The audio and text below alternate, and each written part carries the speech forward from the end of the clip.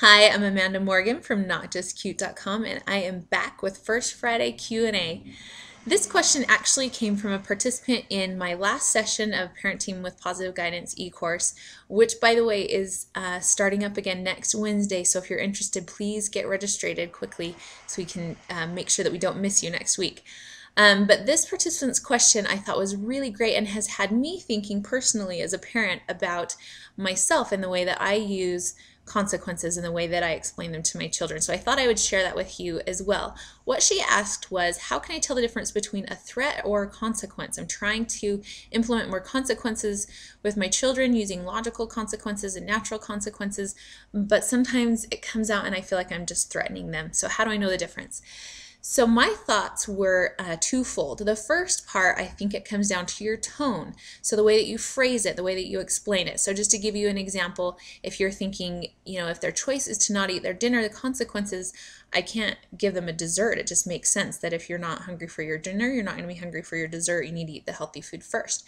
So you can explain that consequence in two different ways. One sounds more like a threat. One is more explaining the consequence of their choices. So you might say, you better eat your dinner or you are not getting any of this dessert. That sounds very confrontational. It's almost challenging them to try you and see what's going to happen. It's putting the power with the adult. The other, just simply explaining, that would be too bad if you didn't have your dinner. I can't share this dessert with you. You need healthy food first. It states limits, it gives them a choice and explains what the consequence is, and it leaves the power with the child. It's not going to make me angry if you choose not to eat. It's going to make you hungry. So it's the phrasing, whether you're confrontational about it, and whether you're putting the power with yourself as the adult and kind of challenging them to confront you, or if you're just explaining the choice and leaving the power with them. That's the first part I think of, the toning and the tone and the phrasing. The second part is the follow through, and that seems really obvious. If you're going to explain a consequence but not follow through with it, it's nothing more than an empty threat. But it's something that's really common, and that's the part I find more challenging. So the first is kind of the obvious one. If you explain a consequence that you're not willing to follow through on, it's going to just be a threat. So for example, if you're in the store and your child is throwing a tantrum and you explain, I need you to calm down or we're going to need to leave this store. That's a very fair and logical consequence.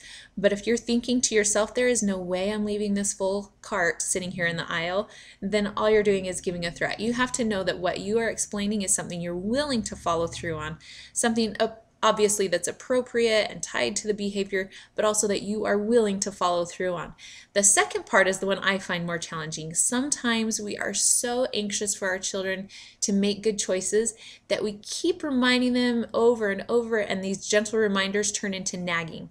And it again takes the power away from them because we're not really willing to let them make that choice.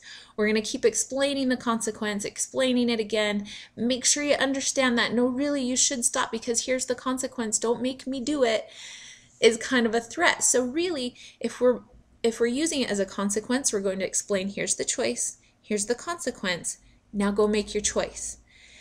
And that can be really hard for us to let go and let them learn from failed choices, consequences that are tied to those choices, but that they didn't really want to experience. So if we're saying, make sure you get your shoes or we won't be able to go to the playground when we get there, and then you go get in the car, and if you get all the way to the playground and no one has shoes, you go back home. It helps them to learn from their choices, but sometimes we just want so badly that we'll remind them 7 times, please put on your shoes, please put on your shoes, we won't be able to play at the park if you don't have shoes on, please put on your shoes, we won't be able to play at the park if you don't have your shoes on, okay, let me just carry the shoes for you because I'm not coming back home. Well, you've really just told them that you won't follow through on those consequences and they really can do whatever they want. So those are the two parts I think of that differentiate the threat from a consequence. It's the tone and phrasing that you use, placing the power with the child to choose rather than with you to enforce.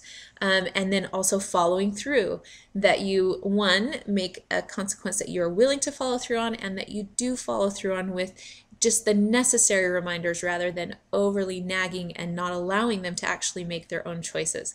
That's what I think of when I try to differentiate between the two. I would love to hear what you think as well, so please comment down below. As I mentioned, it's something I've been thinking a lot about ever since this participant asked that question, and so I'd love to get some insight from you as well. And also, as I mentioned, The e-course Pausing with Parenting Guidance starts next Wednesday, and that means registration closes next Wednesday. I don't want you to miss out on this great opportunity. So check out that registration and make sure that you use the team registration code. What that does is it allows you to get registration for 2 people, your parenting team, for less than the price of 1 person. And that's because I believe so strongly in the power of teamwork in parenting. Everybody needs somebody. And when you go through this course with another person who also has a vested interest in your children, so if that's your spouse or if it's a grandparent, if it's somebody that you partner with in raising your children, I really think that when we have that partnership, it strengthens us, it's better for our kids. And so I really want to encourage people to take this course with a partner. So please use that team discount and get your registration for 2 people for less than the price of 1. I really think it'll be a great experience for you. So I really want to invite you to check that out. So if you have more questions for next month's First Friday Q&A, please send those into questions@notjustcute.com. I would love to see what's on your mind. So join me again next month for that. Hopefully you can join us sooner than that with the e-course Parenting with Positive Guidance. And either way, I'll see you back here soon. Thank you. I'm Amanda Morgan from notjustcute.com.